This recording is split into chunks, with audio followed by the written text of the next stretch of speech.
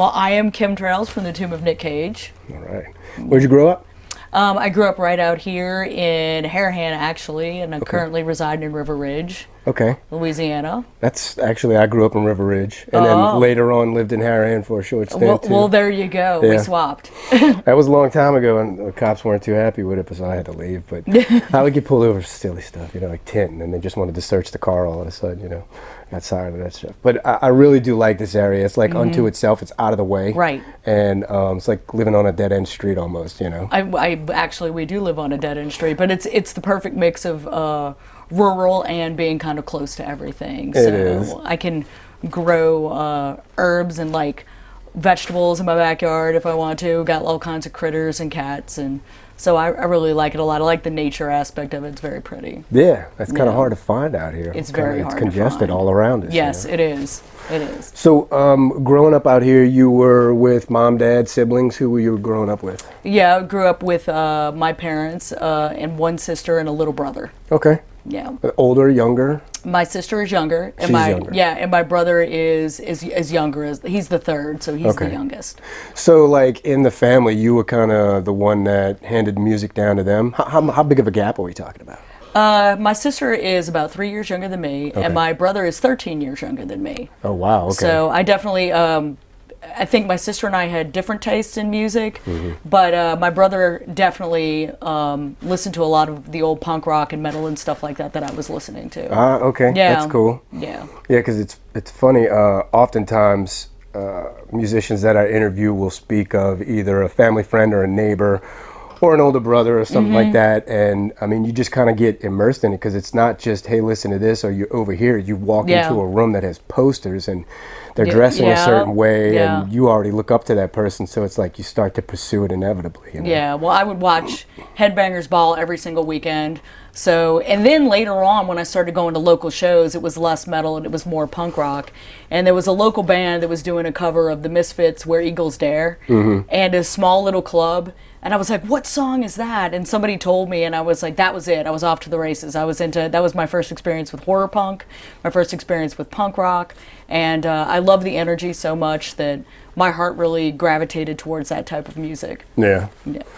I remember I had a friend that was looking through an old CD collection that I had. And he's like, your taste in music sucks. And before I even looked at what he was looking at, I was like, dude, back then, there were no ways to find new music, Yeah. If you got lucky as a kid, you got to go to Warehouse Records and Tapes or something, and walk out with a cassette tape and some piece of leather off the wall if you could afford it. You know what I'm saying? So, yeah, it's just kind of funny because that was the way that music migrated. Headbangers Ball, like MTV, was a godsend to people like us. Yeah. And it's just so funny. It's kind of taken for granted these days because it's just an oversaturation. Whereas before, it was the gem you had to dig for it. You know? What I mean? And I kind of miss those days. Now I feel like I love that everybody has a chance now, but at the same time, I kind of miss just like digging through bins of records and things like that too. You took a chance. You looked at the cover and you're like, they look like they might kick cool, ass. Right? Yeah. And then often you'd be really disappointed, or you would hear one single and you'd go buy the whole album and it would be like, oh, well, that was the good one on this, clearly. Yeah, right. Yeah. You had to earn it, right? That's right. I interviewed Kirk Winstein from Crowbar, and he grew up in this area too. And it was so funny. He used to ride his bike to the record store. I want to say that's over by Save, but he used to ride his bike over to a record store and, dig through the records and look for stuff. And he found a Kiss double record, but he didn't have enough money. Right. So he took the Kiss double record and he put it in the children's song section behind some kiddie song albums, Yes. Rode his bike home and then pilfered his sister's stash, got a few bucks extra, That's and then amazing. rode back, and I was like, dude, that you earned that thing, And he's like, I was asking him, like, does she know? I mean, she does now, but did she know? You know what I'm saying? But that was funny to me because I can remember the excitement and or the desperation you felt sometimes when you found something that you just knew was going to be good. Yeah. I think the record store might have been the gold mine. Could have and been. it might have forget been the name. right close to the S curve in Harahan, if I'm not mistaken. Yeah. Yeah. He's from this area, and I forget the details. That was like at least a year ago that I interviewed him, but I thought that was so funny. I was like, man, you got crafty real quick. You know? And he was cutting lawns and all of that stuff too to earn his money, but he fell a few bucks short because it was a double, you know? Yeah. That was funny. So when you start going to find punk music, where are you going? Because you must be going to New Orleans at that point, because it was dead out here. Yeah, and you would be informed by your friends. You would go to either the all ages clubs, or they had a few. My favorite club ever was called Monaco Bob's. And I don't know if you remember Monaco Bob's. It was in the same neighborhood. It was right off of Chapatoula Street. Okay. But they had every single punk band roll through there, and so we were there every night. And we called I don't even know which exit it is, but we used to call it the Monaco Bob's exit, because we were going to that club, and we went almost every single night. So that's how I was exposed to a lot of really great underground punk bands, and then really swiftly I started playing in punk bands very early on. I guess I was probably in my early 20s, like right out of high school. How old were you when you were going out there? Did you have to sneak in, or was it? No. I did hit up a few of the VFW halls and stuff like that, where they had hair rock was really big at the time, and but then after that, once I discovered punk music, it was like, oh man, this is like, and when you saw women playing on stage for the first time, and it was like, then I was like, well, I want to do that. I want to do that. So that's when I picked up a guitar. But no, they had a place called the Abstract Bookshop and Cafe that was all ages. Yes. But I think that I was of age was 18 at the time. Yeah. So right at 18, I started going there, even though I was old enough to start going out. But those are the kind of clubs that I enjoyed. And what era is this? This would be like the very early 90s. Early 90s. Okay. And that's something that people take for granted today, or that don't realize from younger generations, is that punk and metal were opposites back then, and they weren't welcome in each other's company. No. And until they had that baby called thrash, and things started to kind of meld. Absolutely. Yeah, but that it's funny because they don't realize that it was specifically what you were going for. They played that at that venue specifically, and not anything like Headbangers Ball. Right. So that was a real detour for you at that time. Yeah, and I'll tell you, I would love to see more thrash in this city now. Yeah. It's like I miss that so much, and like to your point, that early hardcore music was what I was really into, and it was like a cousin to thrash music. So I miss that so much, and it still to this day gets my blood pumping. And I would venture to say that it's a subculture unto itself, and I feel like nothing really nurtures or upholds a following or a scene, if you want to call it that, better than punk, because there's so much that comes with it, right? Yeah. If you consider and they've been compared, they have many parallels. If you consider hip hop, it has a lot of elements like DJing and graffiti and all these different things. So does punk music, and it would be nice to see that again. I'd be interested to see where it led. Right. And it was also a sharing of ideas. It was before the internet, so everybody would bring their little pamphlets and stuff out, like with their ideas scribbled on them, and and I feel like we've lost all that. It's like, well, here's my ideas. Can we have a discussion about it? Yeah. And for the most part, everything went well. it was a sharing of ideas. So, but I feel like we've lost all that with the internet. A physical DIY atmosphere. Yes. Like analog, physical DIY. I'm trying to remember I won't remember the name of the band, but I was watching a punk, it was in the Boston area, punk scene documentary, and they were talking about how they used to not bring shirts to sell. They would bring the equipment to sit there and rip them. Yeah. Oh, that's amazing. Right at the show, and I was like, that's serious. I do see a lot of the goth bands still doing that too. They're still well, not at the shows, but they are still screen printing their own shirts. So that's kind of cool, because they want to kind of have like that grungy look to it. Sure. So, and I love that. I love that whole DIY unfinished look. Yeah. I like the look, but I also like the sentiment that you don't get it unless you go there. Yes. It's not within reach I can go online and buy a shirt that Yes. says I went to Cozumel but never have been there. You know what I'm Right, saying? But if right. they only sold their shirts in Cozumel, then Yes. that would be special threads. You know what I'm saying? Right, So, right, yeah. Yeah, I get it. Is that?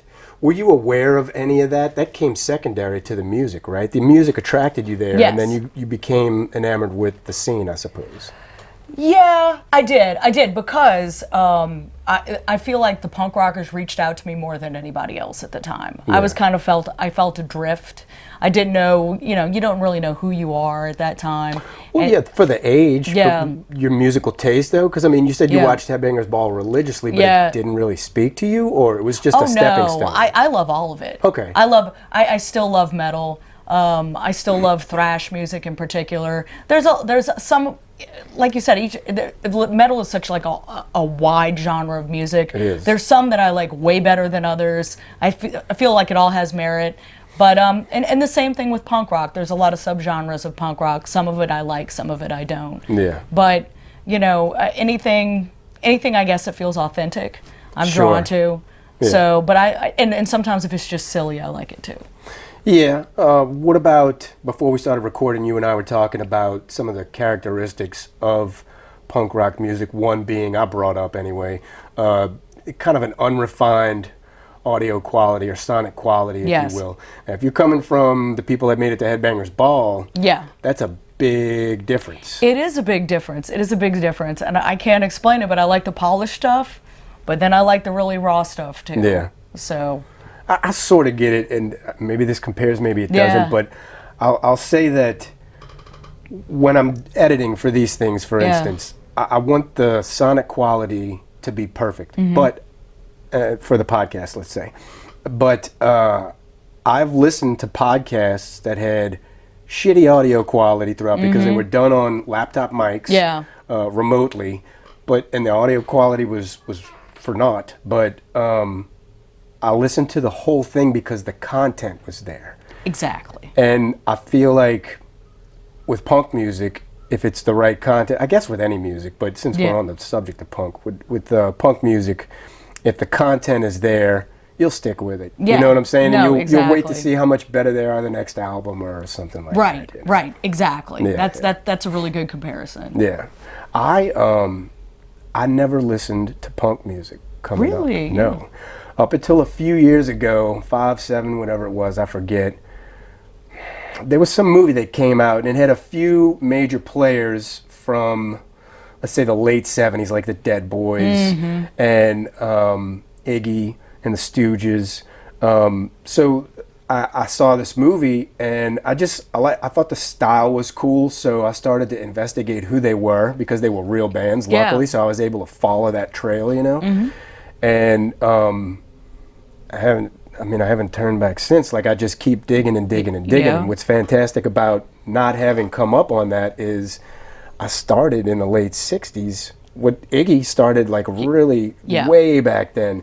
And so, the playlist folders develop and there's old punk and then there's new punk and, you're drawing the line somewhere, but you're listening to Crow Magazine, like all these different variations, It's been so much fun to go back through the ages and understand where the variations came and what was born out of that, Yeah. Super, super cool. You don't, and you're right, you don't see much of a punk scene down here, so. There's quite a big, I guess it's relatively large. They put together like Creepy Fest and stuff like that. You see Sure. like a lot of big festivals and stuff well, not a lot of big festivals, but it's I guess it's like very organic and homegrown. But you're right. I'm trying to think of like, there's not like a nucleus of place where some people would go and like, Right. there's not like a clubhouse or anything like I that. think venues are finding it hard to survive as it is, Yeah. and I don't think punk venues. I mean, I can't imagine punk venues for the aesthetic and the crowd is not going to haul in a bunch of money. You Yeah. know what I'm saying? It's not really built on the whole DIY atmosphere and No. ideal is built off of do what you can with what you got. Yeah. You know what I'm saying? So I can't imagine that it pays the bills. The place that you had mentioned earlier that you used to frequent all the time, Monaco Bob's. Yeah. Whatever became of Monaco Bob's? I think they made it like a whiskey bar or an upscale bar or something like that it shut down. I think the last time I went by, there's nothing there now. But I think they renovated the inside, and I'm not really sure, but it looked like it was like some sort of upscale cocktail lounge, and then I think it's shuttered now, as far as I know. God, that's a bummer. Yeah. Was Miss Mays ever a place that hosted bands? No. Because I don't remember going to see bands there, but I remember punks hanging out in front of that place all the time. Yeah, Miss Mays, now when it was down, it's moved now. Oh, okay. It was down by the foot of Magazine Street, and now it's moved further down to like Napoleon and Magazine. Okay. And so it was a very dark, kind of I hate saying a shady place, but it was like a very dark type place. And then now it's like, I like it now too. They just, evidently the new place has new owners too, and they renovated it. But yeah, Miss Mays has moved from one end of Magazine to the other. Did they whitewash it any? Like, are they trying to appeal to a wider variety of not so seedy, I guess, crowd? It's just a nice little bar somewhere in between now. Like, okay. I do enjoy the vibe in there now. Yeah. You sound like maybe you don't want to put it down because you enjoy it somewhat, but you'd rather it be the way it was. I don't know. The original place, I'll be honest with you, I didn't really go to that one. Okay, I got you. But I did hang out at the one over like near Napoleon recently. Yeah. So I dig it. How deep were you into the scene back then? Were there like mohawks, or did you have 1,000 patches? Like anything that's like cliched of the era? Do you know what I'm saying? No, I was such an awkward kid, as opposed to being an awkward adult now. Okay. But I didn't do all that. And also, I'll tell you this: in this humidity, having a mohawk is nearly impossible. Yeah. Yeah, you would have to basically use super glue to keep it to stay up. A bottle of glue. Yeah. Yeah, it's absolutely impossible. The fact that I did it for several years is insane. Maybe that's what killed the scene, the humidity. Maybe so. But there were a lot of bands, and there was a big scene out in Baton Rouge as well. Okay. And all those guys, like, they always looked fantastic. They always had like the clothes on and everything. But like I said, everything was DIY'd, everything was made. And back then, I think there was like a more fashion to it than there is now. Yeah. But so that was all fun. Like, yeah. And I feel like maybe some of that's coming back. But I also noticed that like there's not a whole lot of theatrical music at all in town anymore. Yeah, that's true. And I was going to like work my way up to that because that's really your wheelhouse. Yeah. I guess right before we jump into it, let's keep going where we're at. Yeah. I want to understand what influences led you to where you are now. Okay. And so the punk aesthetic was really your thing. And it was the energy of the music more so, and I'm assuming sped up energy as opposed to what was on Headbangers Ball, because right. You might get a seething shredder solo, but you're not really tearing the walls down with anything. No, and I felt welcomed for the first time. I think that was more than anything. It's like the punk scene completely embraced me, and I was very, very shy and very awkward. Yeah. And like I said, I saw women playing guitars for the first time and screaming, and it was so awesome. And it's like Headbangers Ball is like, what, you got like Lita Ford?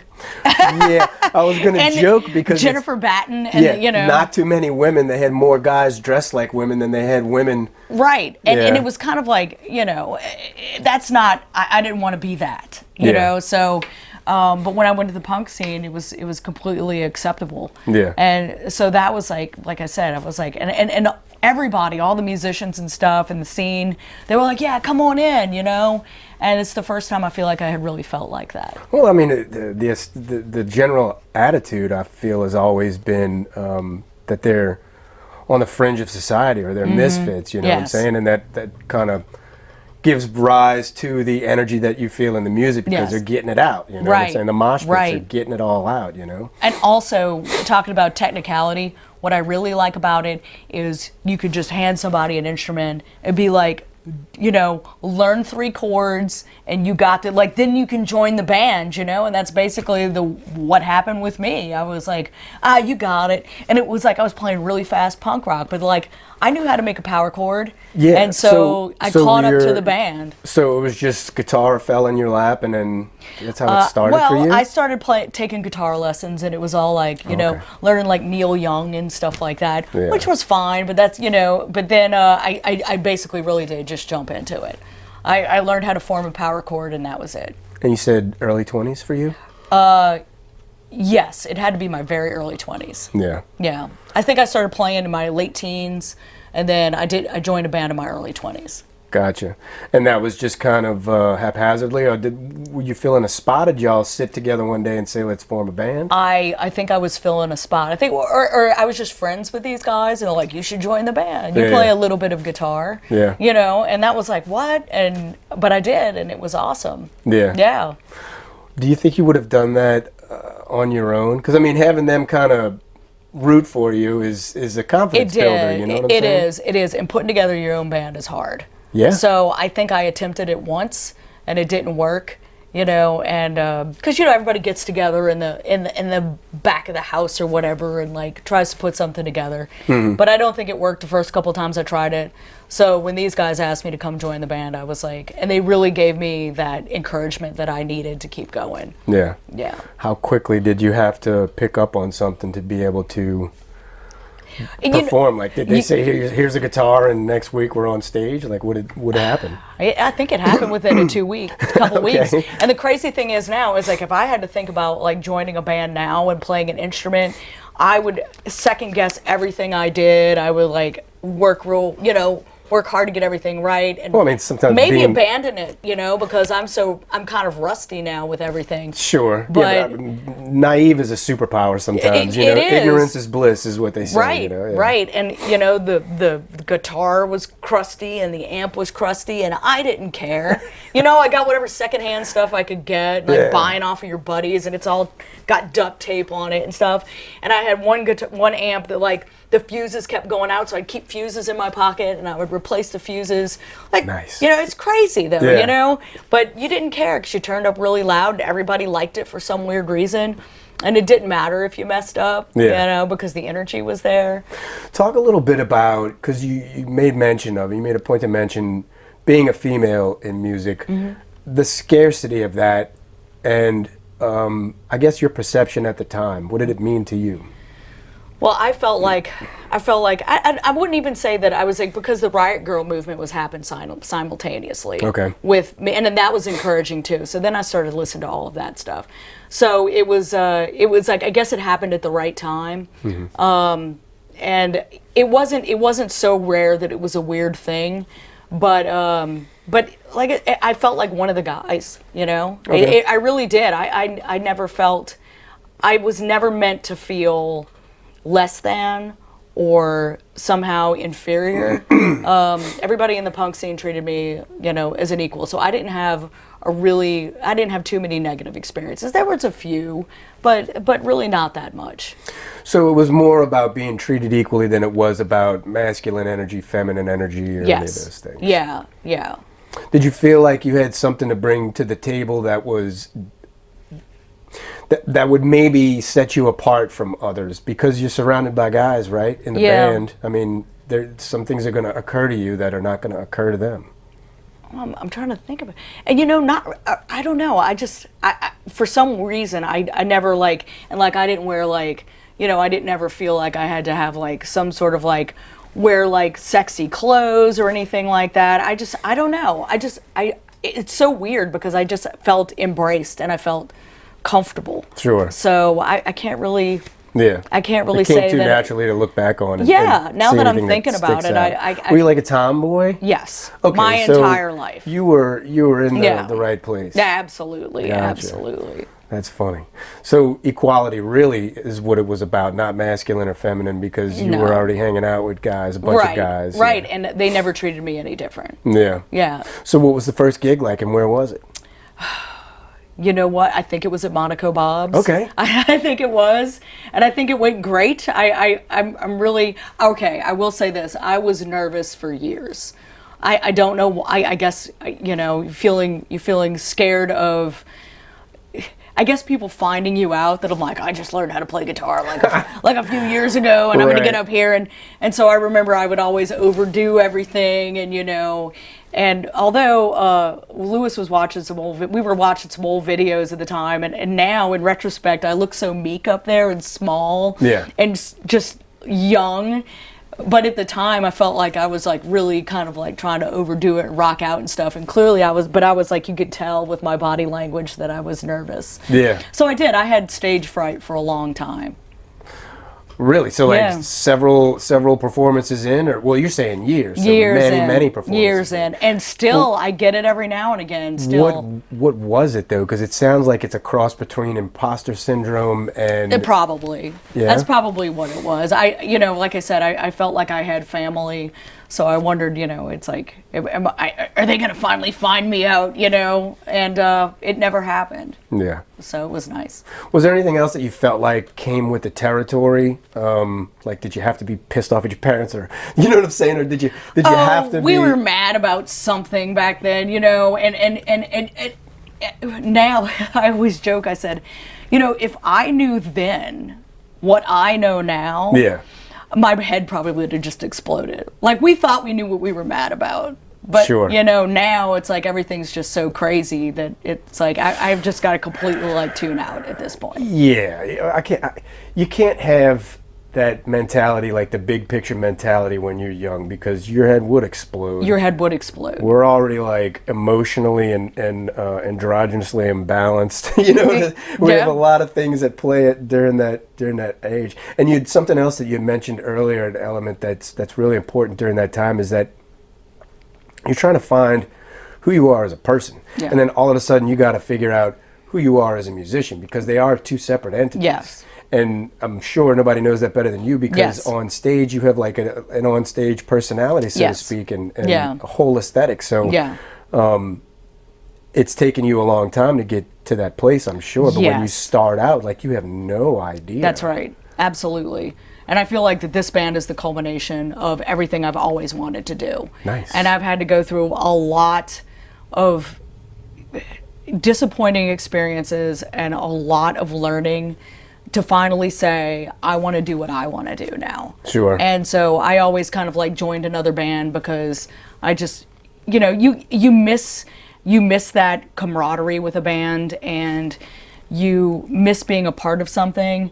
And so you kind of team up with different bands, and not say anything bad about it, but finally I was like, I'm ready to do my own thing, because I have these ideas and I wanted them to come to fruition, but I didn't do it till I was 40 years old. Sure.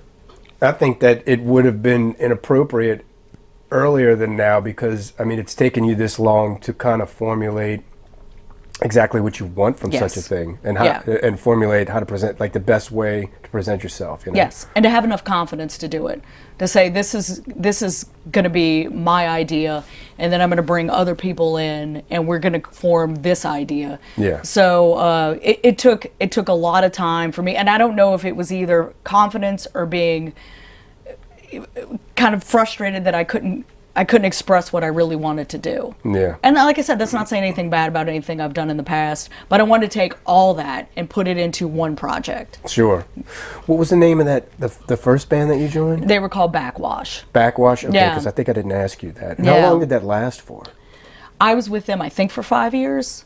Yeah. It's a long run. Yeah, and that seems to be like 5 years seems to be about how long I last with each band. Sure. Yeah. That's a long time for a first band, though. It is. To be honest. It is, yeah. Those usually implode quickly. Yeah. Did the other people, had they much experience? Were there anything that they could lend you in forms? They were all young punk rockers too. We were all about the same age. We're all in our. They might have been a little bit younger than me, as a matter of fact. Yeah. Okay. So yeah.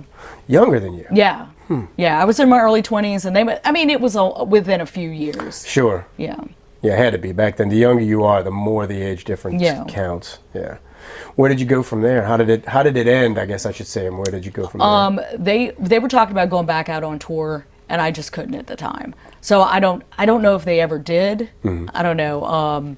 But I at that point I was just kind of like, we went on one tour through the Southwest, and all the way to Seattle and came back. And then they were talking about going out, like, I believe in January. Now, there's probably going to be people that are watching this that are like, that is not the way it happened. Yeah. But I had to go continue working, continue with school and stuff like that. So that's when I left that project. I got you. What did that do for you musically? Were you out of the loop for a few years or what? No, I was continuing to go and see music even after that. Yeah. So that didn't deter me from going out and like experiencing other bands. Sure. In the same vein still, the punk scene? Some of it.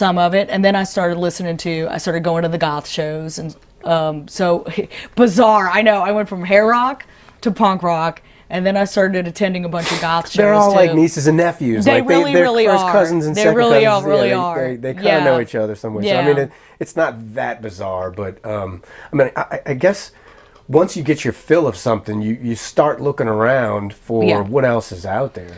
And I love eclectic music. So just anything that I thought might be weird. I love weird.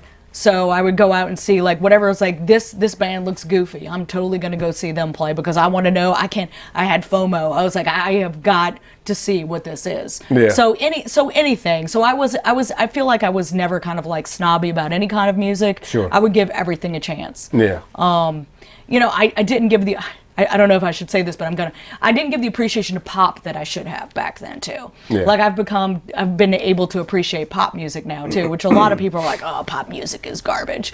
But, the way that they can craft a song and have a hook in it, was a part of my influence too. So I went back and started listening to a bunch of the 80s pop music as well. Okay. And some contemporary stuff. That stuff's got a cult following. Yes. I think there was just a lot of elements at play back then because they were heavy on synths, and synths were coming in new then. Yes. So it kind of started a following that still to this day they got people that the vintage equipment is sought after, and Absolutely. It's like still a following. And I wanted to bring up Brat too. You're familiar with them? Yes. They start off with a corny pop song and then just intentionally destroy it on stage for the rest of amazing. Amazing, yeah. But you would have to be familiar with the old tunes to really appreciate everything you're seeing. So I mean, it's okay. You can tell me we're in the circle of trust. You can let me know you went there. The 80s pop stuff. Yeah. We all, our generation, lived through that stuff, and we're talking about a generation that had a limited scope simply because it had limited access. You know? So you had no choice but to listen to some of these things, whether you liked it or not. And now you'll look back on some of these songs and you'll hear it and you're like, man, this was a jam. Oh, it brings you. It's like an earmark in your life, like a time capsule. Got my first kiss to that song. All that stuff. That's funny to me. And Sean is a big fan of pop music as well. Is he? So yeah, particularly like the 80s stuff and the synthwave stuff and all that kind of stuff. But we'll listen to like The Weeknd or Lady Gaga or Post Malone or whatever, and we still listen to that kind of stuff too. Whatever has a good hook to it, it's a well-crafted song. I do have appreciation for that too. Sure. Because I'm jealous. I'm like, how did you craft this? Because they'll take a hook and then another hook and then another hook. And you might say, oh, this is garbage, I hate it. But then you're humming it 5 minutes later. So there's something about that. It's infectious. That is a skill. A lot of artists will talk about like a blueprint or a formula. Yeah. And on one hand, I'm like, I guess that's smart. And on the other hand, I'm like, it makes me think of Rick Rubin. Yeah. So he talks about when the artist sits down to paint, they've got a canvas stretched in front of them, and he said they're already making a mistake because whatever they're doing is going to have to fit on that canvas. Yeah.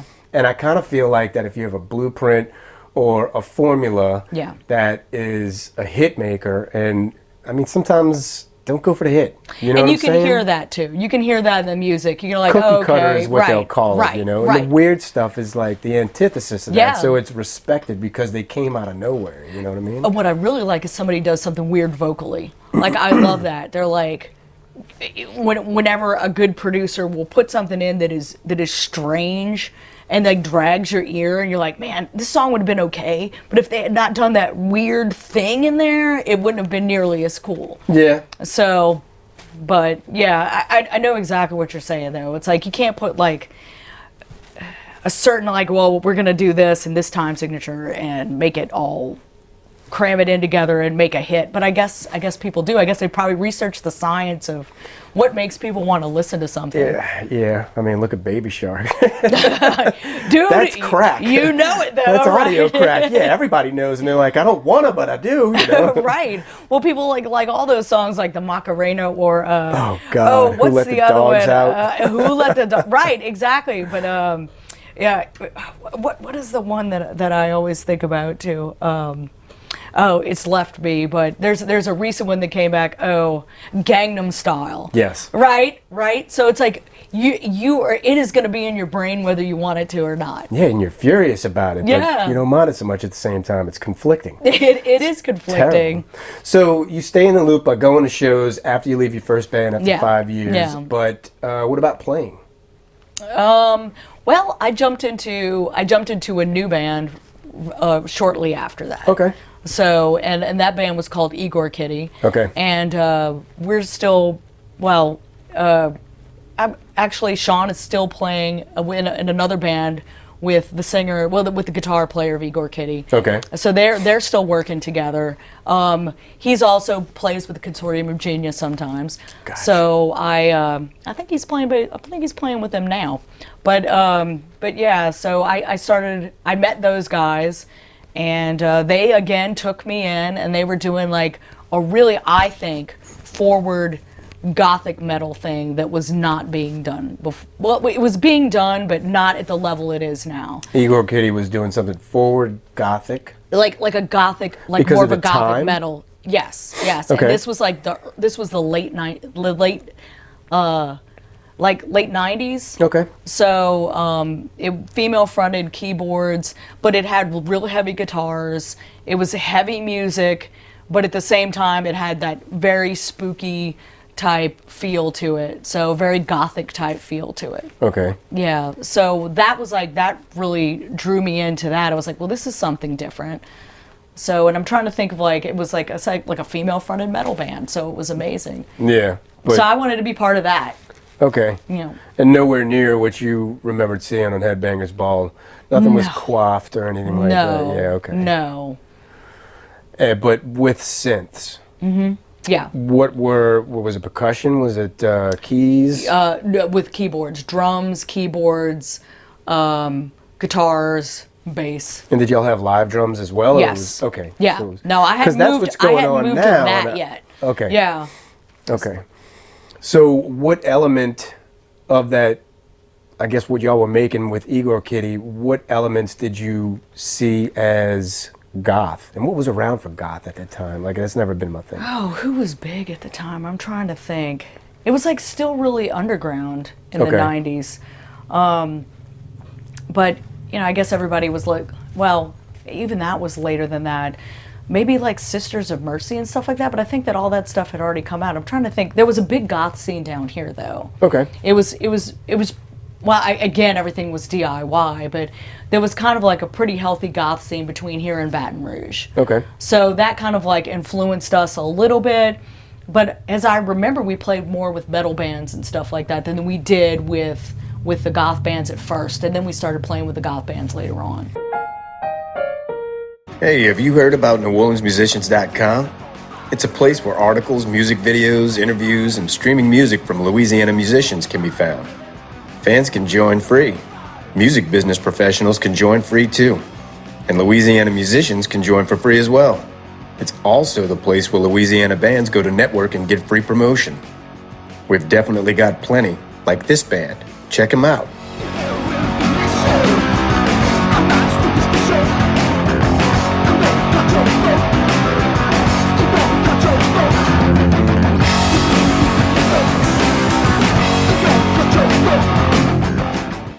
So that's kind of cool. With Igor Kitty, you were there wasn't so much segregation between genres. No. Or it was easy for your band to move in the midst of. Yes. Okay, multiple genres. Yes. Do you feel like you were a blend of those two genres? Definitely. Okay. Definitely.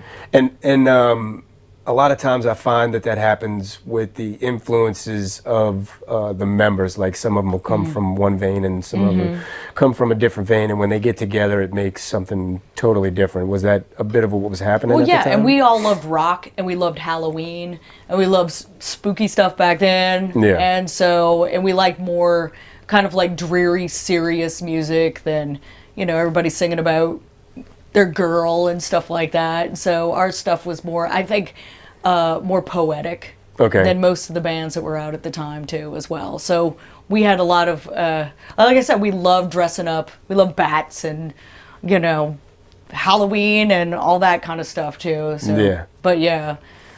Was that the forte? Was that like when you would get on stage, y'all were dressing up and? Yes, we used to wear. We would go to the closeouts of the of like when they were selling off like prom dresses and stuff. We would get like long black prom dresses with like trains, feather boas at the time. Long gloves, things like that. What kind of elements made their way into the lyrics? Because I know with your current project, those elements make their way into the lyrics, and it's obvious what you might expect to see or what you might hear next. The vein that it's coming from and the genre that it's coming from. Was there any of that with the lyrics in Igor Kitty? Our singer was Misty Belmont, and she wrote all the lyrics. But I think that it was coming from personal experience, influenced through like probably her very romantic love of the dark and the mysterious and things like that. So it is a romancing. It was very, very dark, romantic, and very heartfelt. Yeah, she was a great lyricist. That's awesome. How many pieces in that band? 5. Oh, okay. Yeah. And what were you doing then? I was playing rhythm guitar. Okay. Yeah. And how long did they last for? I think I was with them for about 5 years too. 5 strikes again, huh? 5 strikes again. 5 will continually strike. Yeah. Until I get to this project. Until I got to 2 Minute Cage. It's my longest running project. Okay. Yeah, let's go there. So you stick with Igor Kitty. Let me ask before we move on though. What did you pick up from the first band? What did you pick up from the second band? Because it wasn't always you had a mission and it just wasn't pronounced yet. You picked up things along the way that influenced you. Yes, absolutely. You still came to where you are now. Yes. What kind of things were you picking up from other band members that helped you along the way? Well, with the punk band, definitely I loved that energy. And I got exposed to the Misfits for the first time. Okay. So that was awesome. And like I said, I loved Halloween. I loved horror movies from when I was a little bitty kid. Okay. Like I've always loved that stuff. So for that, but I loved the energy. I loved the camaraderie. I think that the family aspect of a scene and a band has stuck with me for all these years. And then when I moved to Igor Kitty, again, everybody brought me in. It was a lot of love. But I became more comfortable being more theatrical in that band. And then as I moved on, I've played in goth industrial band. Well, I wouldn't say goth industrial, but I'd say more like death rock bands with backing tracks and stuff like that. Okay. So then I did that for a while. And then if you can believe it, I came back and I played bass in a ska band for a little bit. And again, it's like... Punk's like second or third cousin. Like, exactly. But it was fun. So I went from like playing in a serious death rock band to playing in a ska band where it was 4 girls and a guy in that band. So we had the best time. We dressed up in costumes. Every single show that we did was themed. So we would either wear matching colors or we would have a themed show, and everybody loved it. We always had a lot of audience participation. So that's where I got that from. Gotcha. It's like I love having the audience almost a part of the show itself. Yeah. That's very important to me because I want everybody that comes to the show, I want them to be part of it. I want them to be part of the family. I want them to get in on the fun and have a good time too. So breaking down that wall between show and audience is always important to me as well. Definitely. I mean, if anybody is thinking with their right mind, that's the purpose of live performance. Absolutely. So, but Igor Kitty really, it kind of nurtured this theatrical element that Yes. you were looking for. Absolutely. Yeah.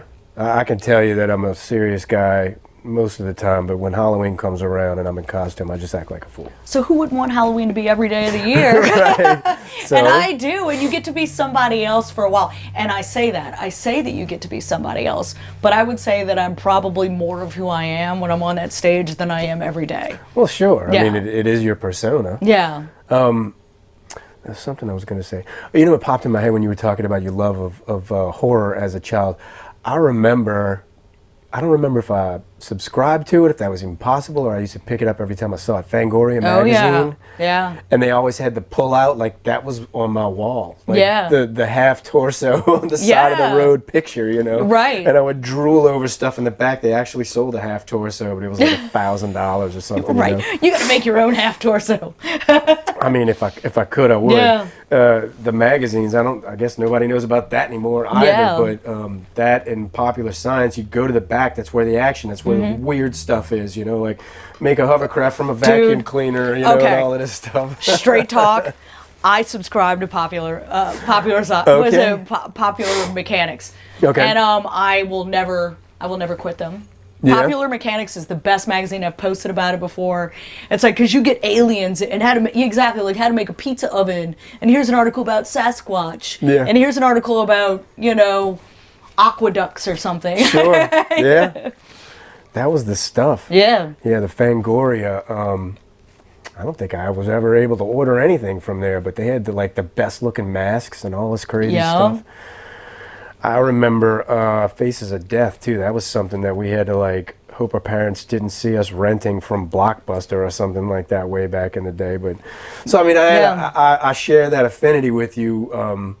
Just being young and maybe staying up late to catch a double feature or getting it from a magazine. Again, you were limited in your access. Right, so right. When you're able to get out on stage and do that, that's got to be like a circus.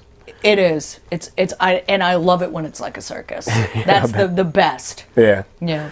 How do you manifest that? Because I mean, you're 5 years in when you start with Igor Kitty. Mm-hmm. And now you have to create a theatrical element. Mm-hmm.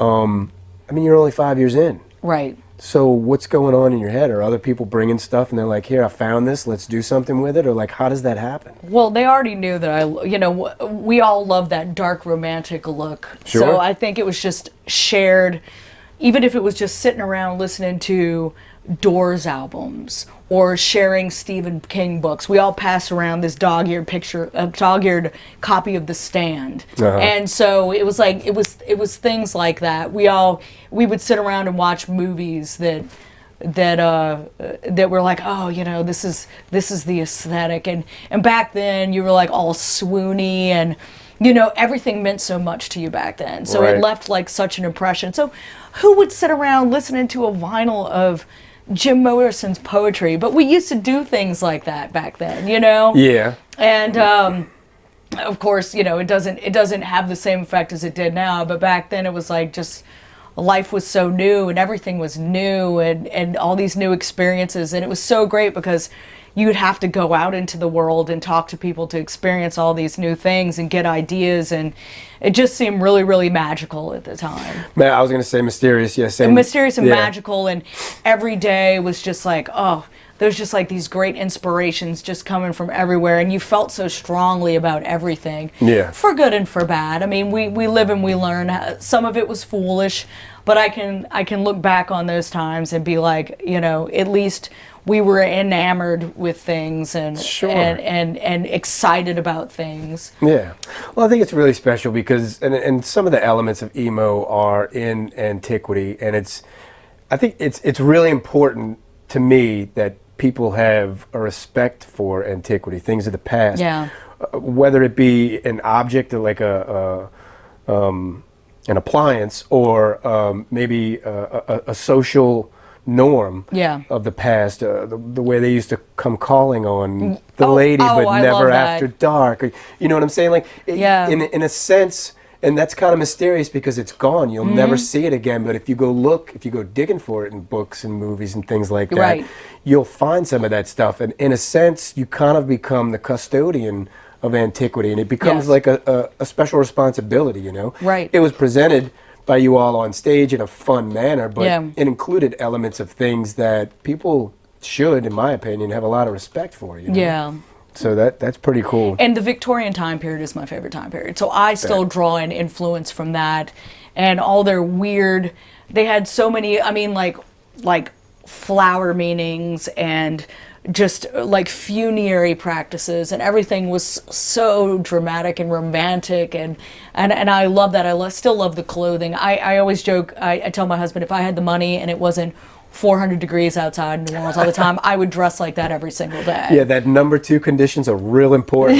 Yes, You'd just be walking like a melted person down the street. and he hates watching movies with me, because if I have to check the year, and if the hemline isn't the right length, I get aggravated. You And notice. So, yes, Yeah. absolutely. The same difference, though. I watch old movies more than once because I'm looking at too many things. I'm looking at the architecture. Yep. I'm looking at the mannerisms, the words that they use, the kind of cars they drive, because I'm a car fanatic.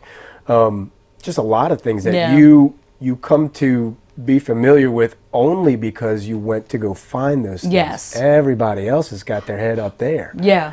You know, and I think it matters. I don't know for what, but it matters to me, you know? I even love watching like treasure hunter shows, so if there's like somebody in like has buried a treasure and all these people are going to look for it, I'm like, oh, it's like that feeling of questing. Even if you don't find anything, it's the Sure. journey, and Yeah. I love that too.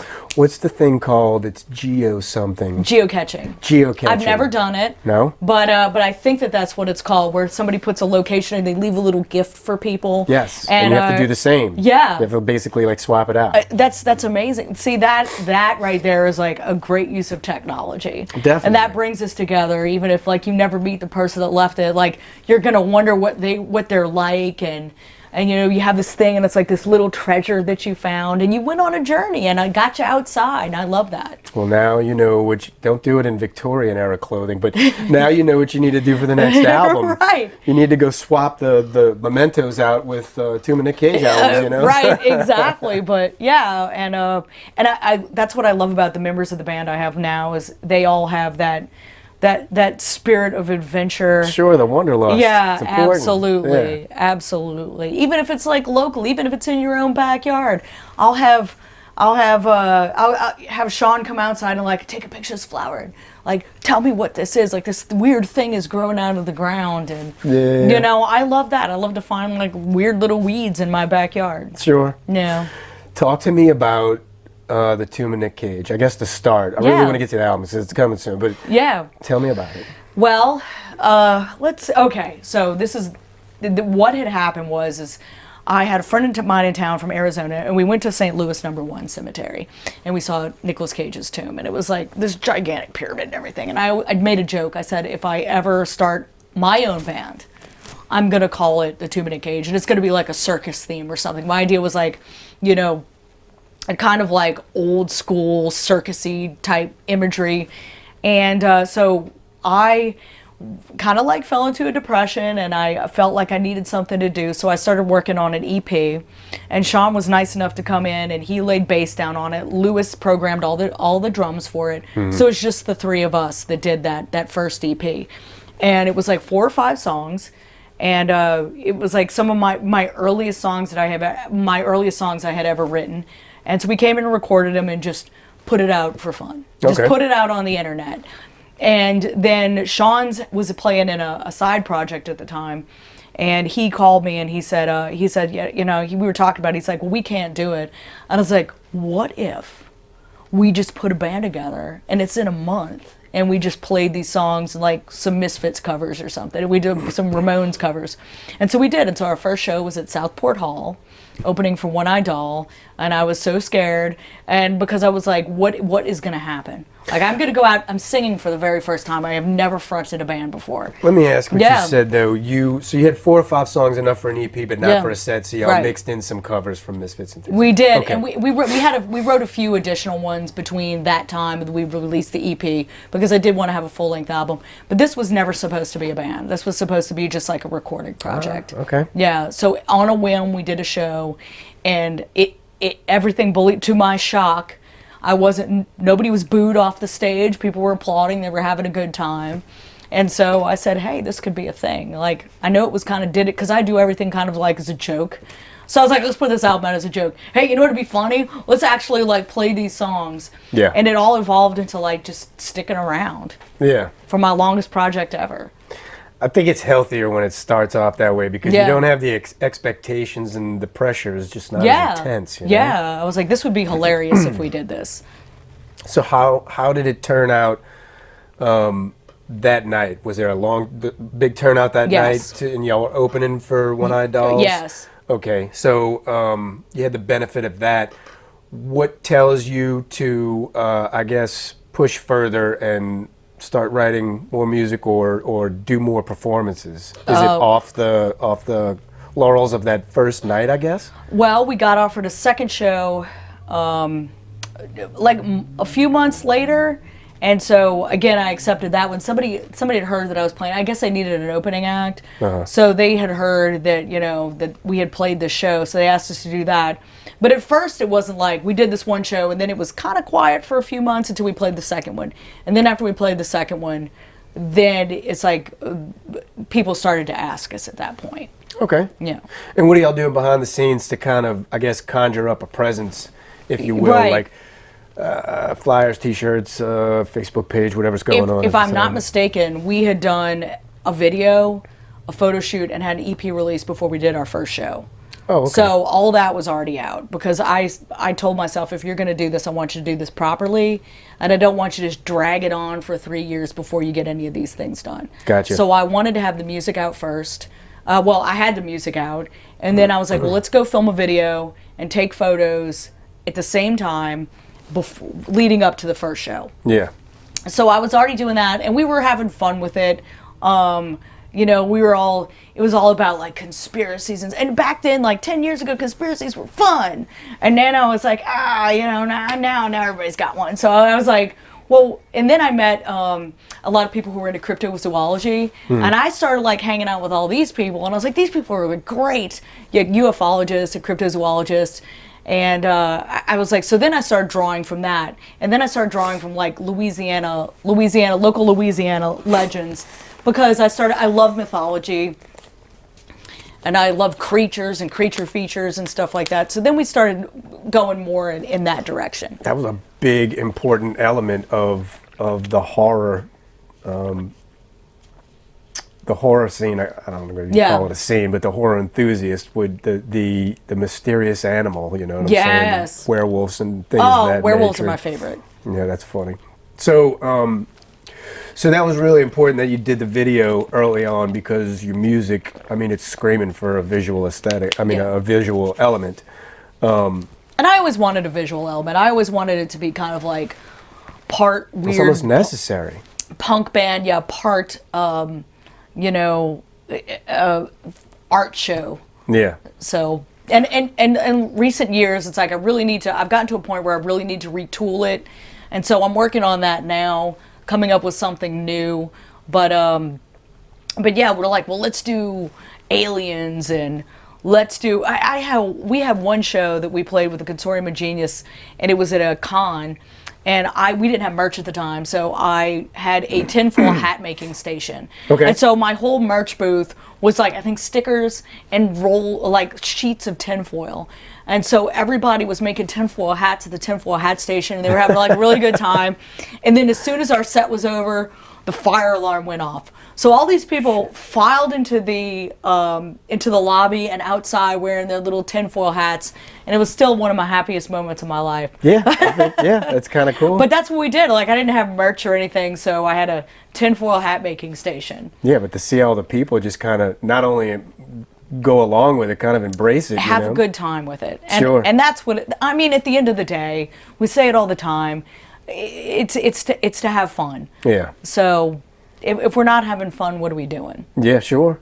Tell us about the upcoming album. You were talking to Lewis before we started recording. So what's up with that? It is like 90% in the bag. It's going to be called Killing the Scene because everybody's like, oh, the scene's dead. But for us, we're calling it Killing the Scene because we're collaborating with a bunch of local musicians and people that we love. Okay. So we're bringing a lot of people on board from different kind of like genres and types of music to collaborate on this album. So in essence, it's kind of like tongue-in-cheek that we're calling it Killing the Scene because it's going to be like more of a group effort. I feel like the first album was my baby. The second album was kind of like I got like a lot of influence from everybody, and this third album, it's like I'm kind of like getting informed from all kinds of different places. So it's gonna be, to me, it's gonna be a very special album. It's been one that's been a little bit harder to create, getting everybody together. But I think at the end of the day, it's gonna be really worthy. What about the collaborative album with was it Freddie and the Krugers? Jason and the Krugers. Jason and the Krugers? Yeah. Okay. So, I mean, that was sort of in that vein of bringing, you brought two whole bands together at that point. Oh, that was so much fun. And I met them, I think, at a music conference. They were playing, and they had these wild guitars and basses that were made out of actual cow bones. Cool. Yeah, it's amazing. And they were all dressed up, and I had never seen a horror punk band in the flesh from Louisiana. So I immediately I was on top of it, and I got talking to the guys, and they were all fantastic and all so encouraging. And so they're like, well, let's put an EP out together. Sure. And so that also, those two songs that were on the EP also became part of our next album as well. We retooled them with the musicians that were playing on that album. And so that was like, again, pushing me to get like a full collection going. So and Johnny Hopeless, who was a singer and guitar player for Jason and the Krugers, is actually gonna do a duet with me on the upcoming album still. So we're still working together. That's cool. Yeah. You got like a ballpark time frame for this? It needs to be soon. I'll say that. We have the way that we work is we come in, we put a bunch of stuff in the tank, and then we all go off and handle the different fires in our lives. And they're like, hey, what's Sunday like? We'll come back and put a bunch of more stuff in the tank. And we've got enough for at least another full-length album. And if we want to do an entire covers album, we have got like a bunch of weird covers coming out. So we could do an entire covers album as well at this point. Those are super cool. Yeah, just because we wanted to come in and do it. Like we're all like, and we want to showcase kind of the stuff that brought us to where we are. Sure. So we do covers from all kinds of different musicians. We'll be like, hey man, you like the song? Yeah, I like the song. Let's go in and give it our own flavor. I think, I mean, actually, I don't know, but it would be my guess that people don't consider. I guess the covers that you hear from a band, you got to realize that they chose that for a reason, regardless of how they perform it or how it sounds. What is that saying? Perfect example, and it's a shame they're not together anymore. Green Gasoline did Medusa. Yeah. I didn't know that was a cover.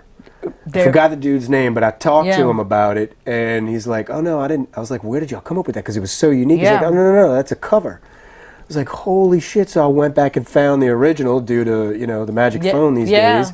And I think they did it better. Yeah. And so I was like, kudos for covering that song because it's so obscure. And then kudos for kicking its ass, like better than the original, No, Green Gasoline was a powerhouse.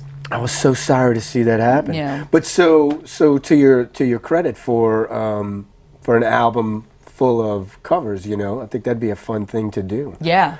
What do y'all have any possible names for the album of originals? The album of originals, that's going to be called "Killing the Scene." That's good. And album name is yes, okay, and that's the title track off of the album, which we did with a band called Death Ed, which were some of the members of the Pests, which was a punk band that was active in the early '90s. Gotcha. So it's the album title and the song. Yes. Main Yeah. okay, Yeah. Gotcha. Yeah. How many songs are going to be on this thing? Ooh. It sounds like there's a lot of inspiration. I think it's like 10 to 12 at least. Yeah. Yeah. We have to go back through our files now and be like, well, what do we have? And then we're a lot of the singles that we released, we're gonna retool, and it's really weird all the places this is coming from. But we did a single with Beth Patterson before she joined the band, and it's called Whiskey Pete's.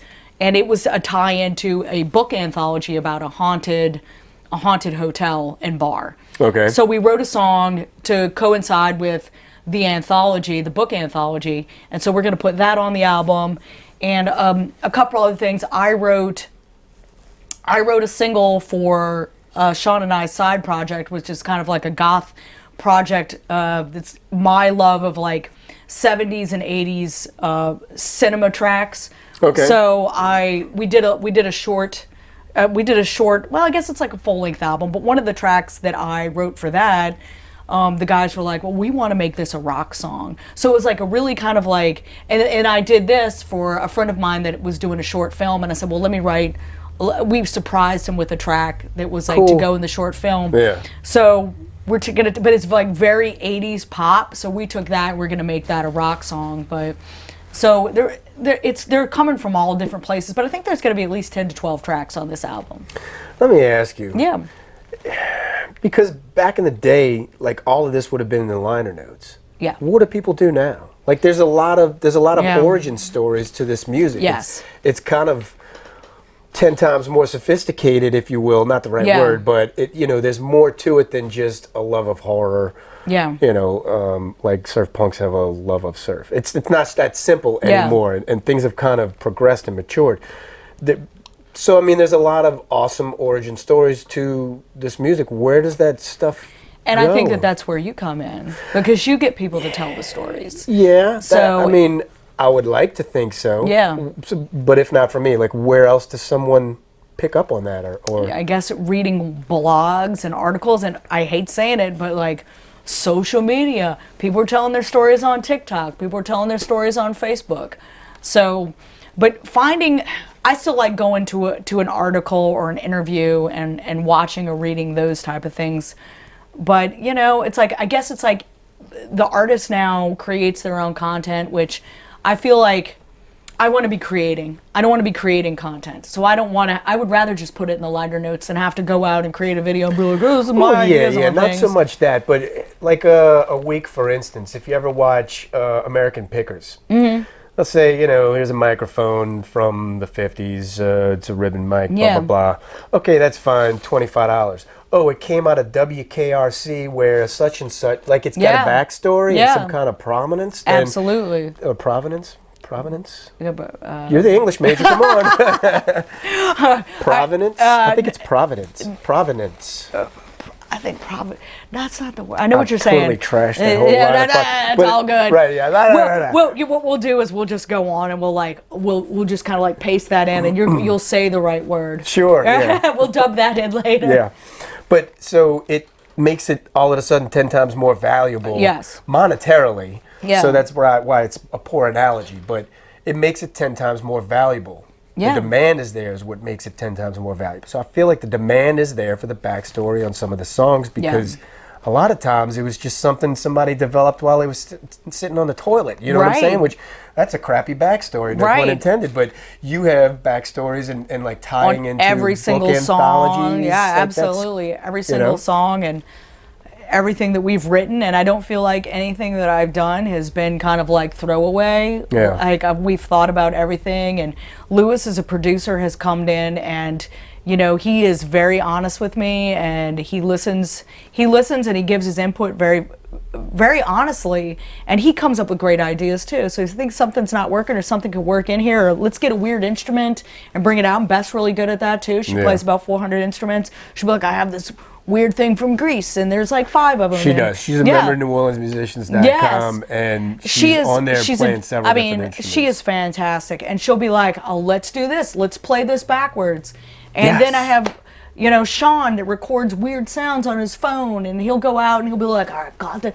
He kept a voice message that he got from our guitar player that was left on like an old school what do you call that, like voice message, what are those things? The voicemail. The voice, yeah. not even voicemail, Answering pre-voice, machine. answering machine, thank you. He kept it in his pocket for 20 years so we could use it. He's like, I'm going to use this one day. One day. And sure enough, at the end of our second album, we've got like 10 seconds of silence, and then you can hear that voice message. There you go. You can hear that voice message that Sean, our bass player, got from our guitar player 20 years ago on an answering machine. Sort of like a callback to the hidden track. That's Yeah, cool. exactly. Yeah. Exactly. Unfortunately, you don't listen to an album as an album anymore. So if people dial up that track, that's the only time they're going to hear it. And it's going to be weird because now you got a solo track out with just like some silence at the end. And, Yeah. you know. So the hidden track came up in one of my interviews, and all of a sudden I was on a soapbox. I was like, Yeah. we need the hidden track. We need the hidden gotta bring track. back the hidden track. But it's just like with the backstories. It's like, how the hell do you do it? They've taken away all of our faculties. You know? Yeah. Like, what do you do? And you know, the concept album is dead. That's what kills me because there's no such thing as albums anymore. And Well, there's no continuity. Exactly. No albums. and yeah. I'm somebody that I don't really understand it, but evidently Taylor Swift is somebody that has brought back concept albums, and she's got all these clues, and it's like whole totally immersive with performance and videos and music and albums and stuff, and everything is clues and figuring it out, and the fans love it. Personally, I you know, nothing against her, but I don't get the music. Yeah. But I love kind of that idea of making your audience a part of your art experiment. Of course, it's a move of enthusiasm, and it transcends all genres. I would recommend it. And I really think it's sad when these bands are like, this is about us, and we're so tough, and you were the baddest asses on the scene. And I'm like, ugh. I'm like, God, relax, dude. Yeah, but you better be, if I go see your band, you better be the best thing I've ever seen in my life. But you know, it was funny. It came to my mind, Andrew Otan, he was like, I'm just about melting faces. I'm like, yes, you are. Like, that's cool. Sure. You could say that. Don't be like I'm a badass. But if you say you're going to melt my face, I'm like, do it now, bro. Yeah, I want that. I want you to, please melt my face. Right. Yeah, right. I want somebody to melt my face. Yeah. So, and there's been a few bands locally that are absolutely capable of doing it. So I think there's a lot out there. I think we haven't seen the half. yeah. You know, I'm anxious to see more of it. That's why exactly. I do this, you know? And I got to tell you, I took some time off from going out for a bunch of different reasons. But, you know, just life stuff. And and I think like after the pandemic, everything was changed. It's like I was working a lot of nights. I didn't have time to go out anymore. I lost completely the pulse of the scene. But every time I go out now, I'm sorry that I wasted that time. Sure. And still, I'm trying to get back into everything slowly back now. But I kind of became a homebody, and I kind of enjoyed it, which is not like me. I've not been like that my entire life. But for the last couple years, I have. Yeah. And then I've been going out to see some of these older legacy bands that I had, for some reason, I thought they were all like bro music. And then I went to go see it, and I'm like, I have wasted the last 20 years of my life by not going to see some of these bands. You still appreciate it now. Think about what I said with punk Yeah. music as a kid. I wasn't really, who did I have? It might have been the Surf Punks. They sing some song like Over the Shoulder Boulder Holder or some crazy stuff. I don't remember. It was like a tape that a friend lent me. But so other than that, like I didn't hear anything about punk music. But being able to discover them now and then go back and trace the chronology of all of it is awesome to me because it would have been wasted on me much earlier in life. Do you know what I mean? No, Like I know exactly what you're saying. I wouldn't have really been so willing to take the deep dive. Like the wormhole is my place. You know what I'm saying? Like people like Tom Waits. I totally didn't get Tom Waits until I hit like 40. And I'm like, wow, all of a sudden it was like Tom Waits makes sense to me. Yeah. So, and I started relaxing, because you're like, oh, I have to like this and I have to like that. And, and then I was like listening to, like I said, embracing more pop music, particularly like 80s new wave type stuff that I kind of just dismissed at the time. Yeah. But Sean is a huge fan of new wave, and he always has been, and now I've got friends in my life that are huge fans of new wave, and so they bring all this stuff to me, and I'm like, dang, that's catchy, man. So what can I pull from that now? What inspires me about that? Well, I mean, your love of synths is in your Absolutely. current sound, and not just on the keys, on percussion too, and the combination of synth percussion with live percussion. Yes. From Igor Kitty, I guess you picked that up back then. Yeah. I mean, you're asking me, you're the best person to tell me, Yeah, well, we don't do any sort of like backing tracks or anything like that. When we go out and play live, everything always has been organic, except for like some samples and things like that. Sure. But yeah, so that's like, we don't use triggers or any of that kind of stuff. and I like that too, because that's why everybody says, it's like, oh, the album sounds different from the live, but it's like it's unique in its own way, because our live show kind of surprises people, because we go out and I think that we're way more aggressive live, clearly, than on the album. So I love that we can give people two different flavors of what we're doing. Sure. Yeah. That's awesome. Well, hopefully at the end of all of this, everybody's chomping at the bit to see what's next. Yeah. When it comes out. It sounded like there were a lot of influences. Did you find yourself having to cull the herd, so to speak, and like, you're only going to make it 12, so you got to cut 3 songs out? I mean, were y'all cutting songs out? Nah. I mean, if we do a vinyl, we'll have to. Sure. But, you know, it's going to be as long as it needs to be. Yeah. So as like we've never had to, we've culled songs live, because when I write, sometimes I just like lay it out. Yeah. And then I send everybody a demo, and then when we'll record it, but then we go back to play it live, we're like, this is like makes no sense. Like, this thing goes 3 times and this thing goes 2 times, because I just like did whatever I thought worked at the time. Sure. And it kind of like made it that way, and sometimes we might modify it for live, or it never makes it to live. We play it a few times live, and if it doesn't translate to the audience, sometimes I think we have some great songs, but for some reason, in a live setting, it just doesn't go over. Okay. So, but as far as like culling off of an album, nah. Yeah. All right. Well, no pressure. Y'all are the most no pressure in this band I've interviewed to date. You know. Thank you so much for your time. No, absolutely. Thank you for having me. I appreciate it. All right. Make them subscribe. They'll like you, but you gotta go.